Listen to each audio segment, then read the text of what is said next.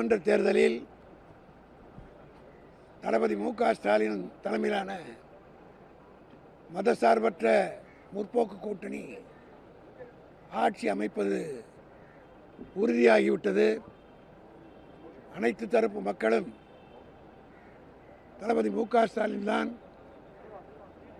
இரண்டாவது முறையாக தமிழ்நாட்டின் முதலமைச்சராக வரப்போகிறார் என்பதை எல்லோரும் கருத்து தெரிவித்ததற்கு பிறகு நாளைய தினம் வாக்கு எண்ணிக்கையில் சமூக ஊடகங்களிலே வருகிற செய்தியை பார்த்தால் பாஜக அதனுடைய கூட்டணியை சார்ந்தவர்கள் ஏதேனும் வாக்குச்சாவடி எண்ணிக்கை நடைபெறுகிற இடத்திலே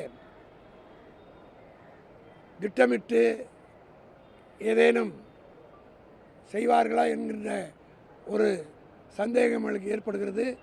காரணம், சமூக ஊடகங்கள் அப்படிப்பட்ட செய்திகள் வந்து கொண்டிருக்கின்றன. ஆகவே தேர்தல் ஆணையத்தை நாங்கள் கேட்டுக்கொள்வதெல்லாம் எந்த புகார் வந்தாலும் உடனடியாக நடவடிக்கை எடுத்தாக வேண்டும். காரணம் என்னென்னா, நாங்கள் நடவடிக்கை எடுக்கிறோன்னு சொல்லிட்டு சாயந்தரம் வரலாம் அப்படியே வச்சுக்கிட்டு இருப்பாங்க. அதை வச்சுக்கிட்டு இருக்கும்போது ஓட்டு டிஸ்டர்ப்ட் ஆகும்.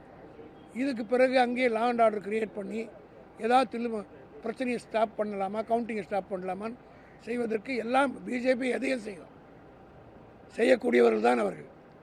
ஆகவே தமிழ்நாட்டிலே திராவிட முன்னேற்ற கழகத்தினுடைய செயல் வீரர்களும் கூட்டணி தோழர்களும் கடந்த 2 ஆண்டு காலமாக தளபதி மு.க. ஸ்டாலினுடைய வழிகாட்டுதல்படி எல்லா பணிகளையும் வாக்கு சேகரத்திலிருந்து எஸ்ஐஆர் விவகாரத்திலிருந்து மிக சிறப்பாக கையாண்டு வெற்றி பெறுவதற்குரிய எல்லா சூழ்நிலையும் உருவாக்கி விட்டார்கள்.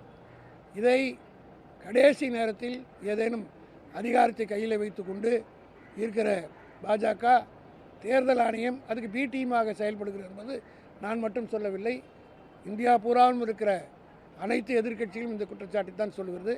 சுப்ரீம் கோர்ட்டே கூட தேர்தல் ஆணைய கமிஷனை சில நேரங்களில் கண்டித்து இருக்கிறது. ஆகவே அப்படி சீசரின் மனைவி சந்தேகத்துக்கு அப்பாற்பட்டவராக இருக்க வேண்டும். ஆனால் தேர்தல் கமிஷன் அப்படி இல்லை. ஆகவே தான் முன்னெச்சரிக்கையாக இந்த நடவடிக்கை இருக்கிறோம். திமுக எதையும் சந்திப்பதற்கு தயாராக இருக்கிறது. அதையும் நான் தெளிவுபடுத்திவிடுகிறேன்.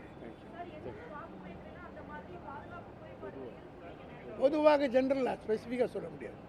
காரணம், அவங்க பிளானிங் எப்படின்றது நீங்கள் சோஷியல் மீடியாவில் வரதெல்லாம் பார்க்குறீங்க. அதனால் we cannot be silent spectators. அதனால் அளவுக்கு நாங்கள் நடவடிக்கை எடுக்கிறோம். ஆனால் சட்டத்துறை என்பது திமுகவில் வலுவான ஒரு துறை. அதனால் சட்ட ரீதியாக நாளைக்கு கேட்பாங்க, ஏன் விட்டுட்டீங்க, சட்ட ரீதியாக ஏன் நடவடிக்கை முன்கூட்டியே எடுக்கல, அதனால் கம்ப்ளைண்ட் பண்ணியிருக்கோம்.